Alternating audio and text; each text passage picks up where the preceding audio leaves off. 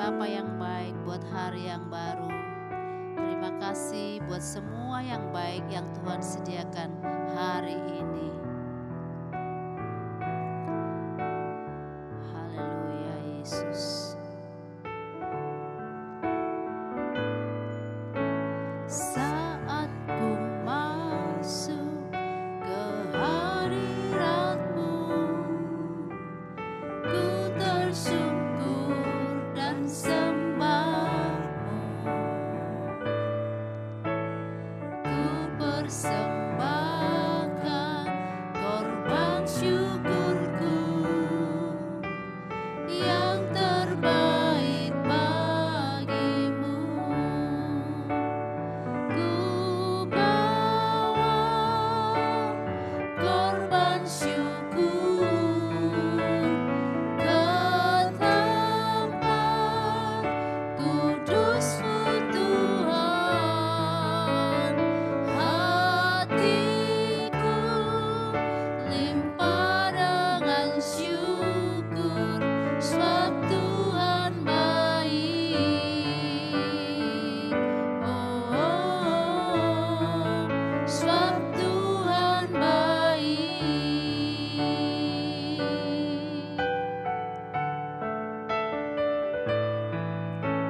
Saat ku masuk ke hadirat-Mu,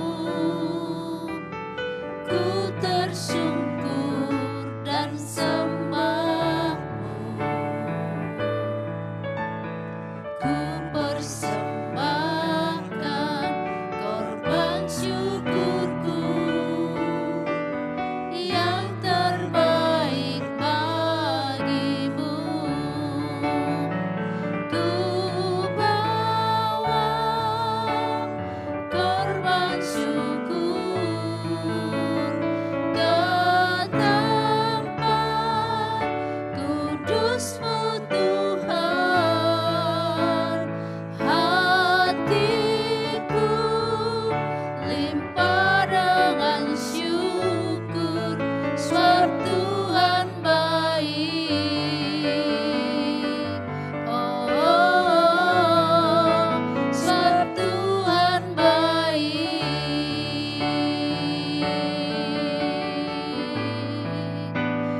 Ku bawa korban syukur ke tempat kudus-Mu Tuhan. Hatiku limpah dengan syukur, sebab Tuhan baik. Oh, sebab Tuhan baik.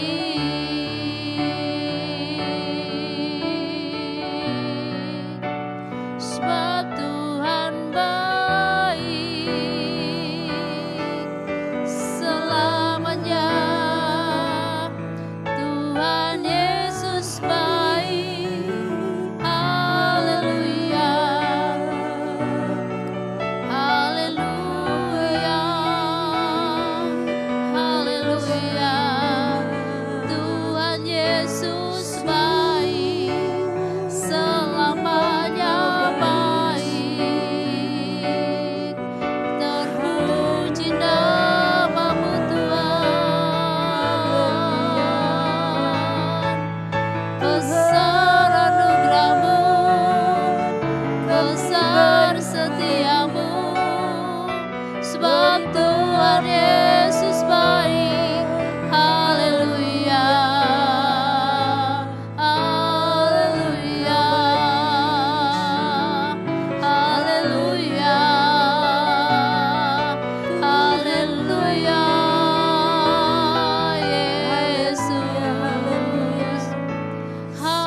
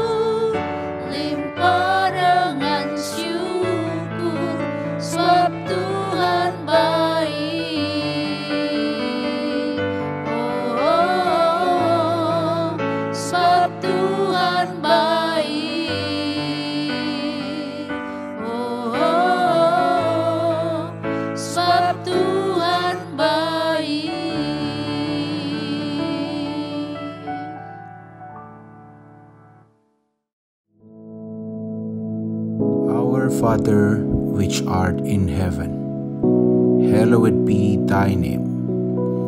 Thy kingdom come, thy will be done in earth as it is in heaven. Give us this day our daily bread, and forgive us our debts, as we forgive our debtors. And lead us not into temptation, but deliver us from evil. For thine is the kingdom, and the power, and the glory, forever. Amen.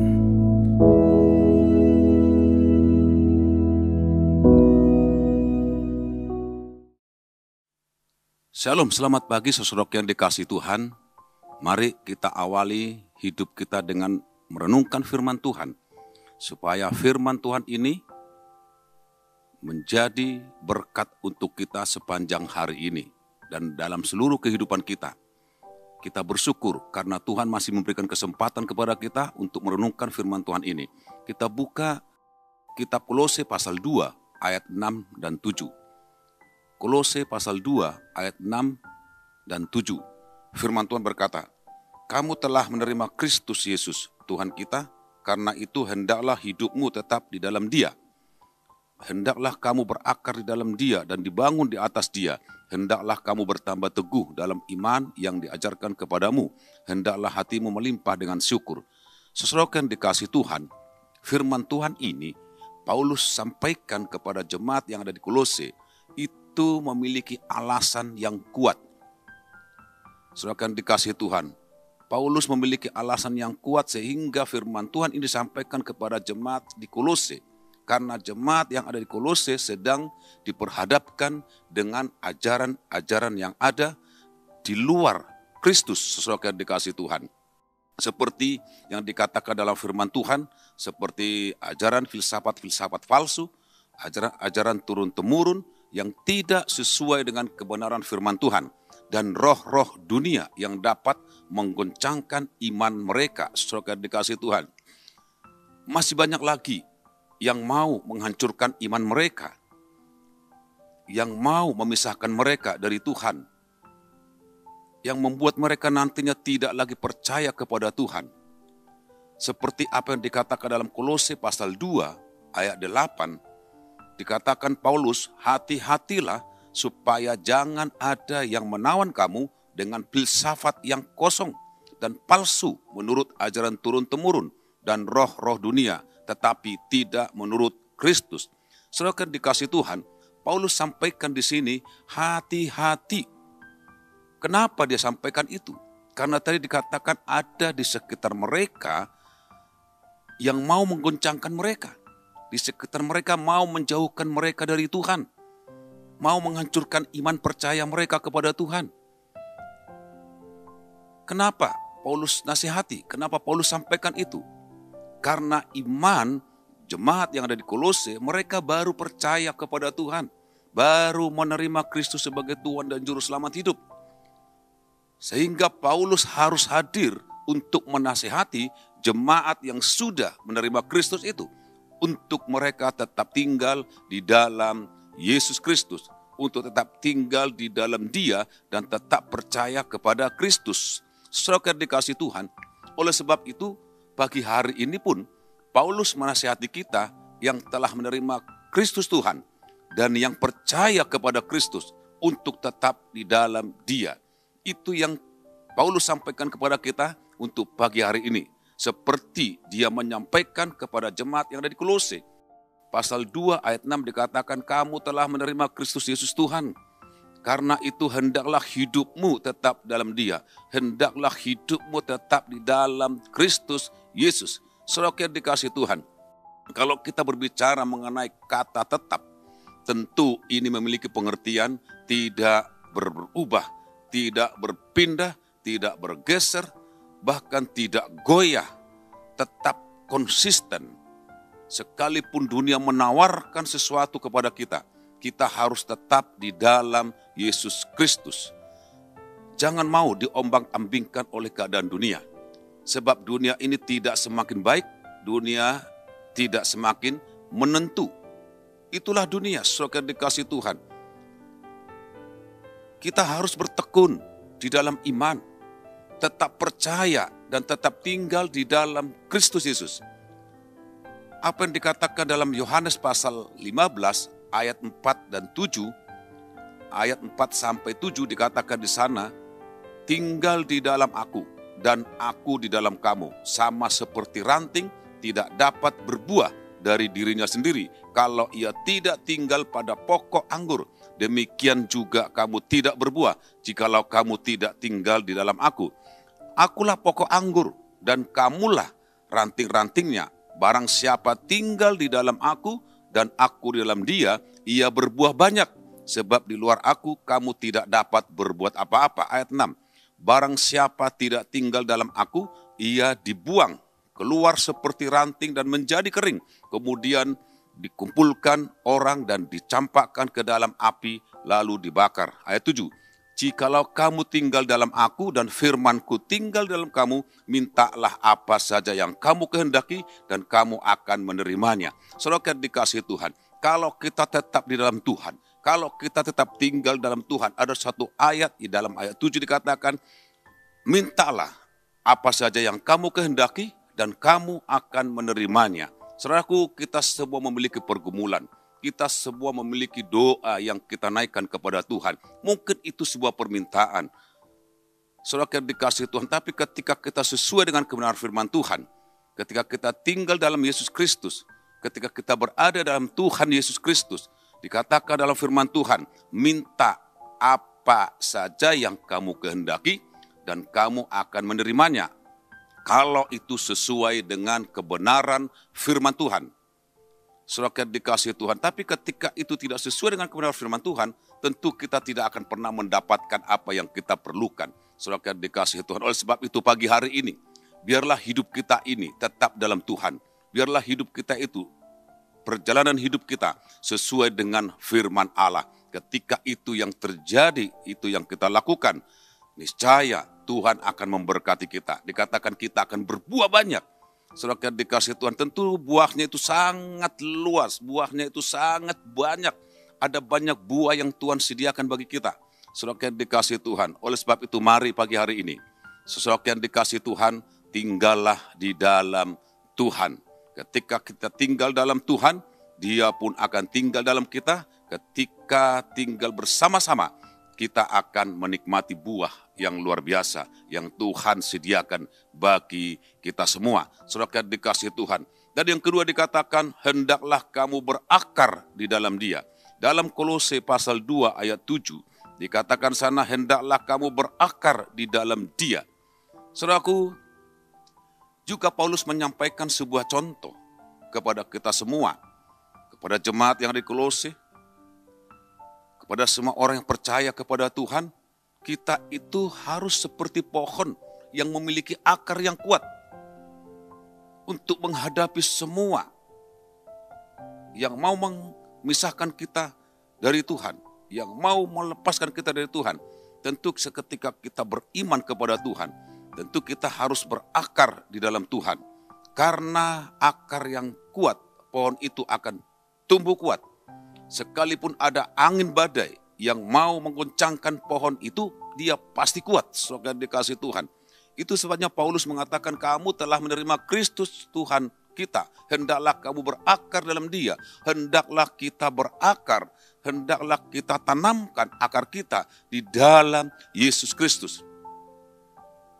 Ketika akar itu merambat sampai ke dalam, maka pohon itu akan dapat bertahan dan tetap berdiri untuk menghadapi goncangan-goncangan yang datang menggoncangkan saudara dan saya. Dan pohon itu tidak akan gampang tumbang. Ketika kita berakar dalam Yesus Kristus, kita percaya bahwa kita tidak akan pernah tergoncangkan. Karena ada Yesus tinggal dalam kita, karena kita tinggal dalam Tuhan. Dan kita tanamkan akar itu dalam Tuhan. Sekalipun ada angin badai yang kencang, kita tidak akan pernah roboh, kita tidak akan pernah tumbang. Saudaraku, karena kita memiliki akar yang kuat di dalam Yesus Kristus, pohon itu akan bertahan, tidak mudah tumbang dan tetap berdiri kokoh. Begitu pula dalam kehidupan kekristenan kita. Saudara dikasih Tuhan, ketika kita berakar dalam Kristus, ketika kita bertumbuh dalam Kristus, kita pasti kuat. Tidak akan mudah goncang, tidak akan mudah roboh. Sekalipun ada angin badai yang begitu besar, atau ajaran-ajaran palsu, atau filsafat-filsafat kosong, atau apapun itu, kita tetap kuat di dalam Yesus Kristus. Sebab Tuhan merindukan setiap kita yang menerima Tuhan Yesus Kristus sebagai Tuhan dan Juru Selamat kita.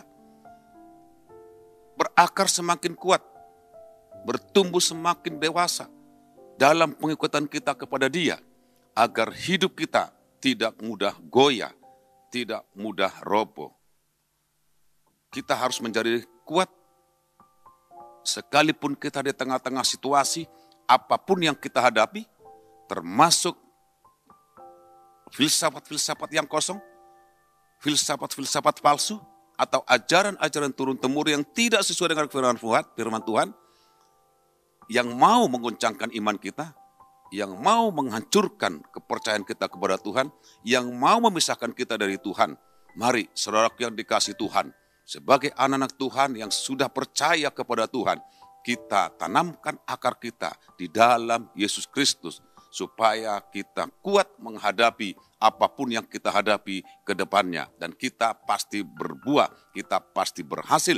Saudara dikasih Tuhan dan kita diberkati oleh Tuhan. Satu ayat yang dikatakan dalam Amsal pasal 12 ayat 3. Dikatakan sana, akar orang benar tidak akan goncang. Saudara dikasih Tuhan, sekali lagi dikatakan, akar orang benar tidak akan goncang. Dia tetap kuat, kokoh, karena ada Yesus di dalam kehidupan kita. Puji nama Tuhan, saudara dikasih Tuhan, biar pagi hari ini tanamkan akarmu di dalam Tuhan, supaya engkau kuat untuk berjalan ke depan, menghadapi apapun yang kita hadapi, karena kita pasti bersama-sama dengan Tuhan. Puji nama Tuhan, mari kita sama-sama berdoa. Terima kasih Tuhan Yesus, kami bersyukur untuk pagi hari ini. Engkau sungguh luar biasa bagi kami. Engkaulah Tuhan yang kami sembah dalam nama Yesus Kristus. Engkau Tuhan sebagai Tuhan dan Juru Selamat kami yang hidup. Kami percaya Tuhan lewat firman-Mu.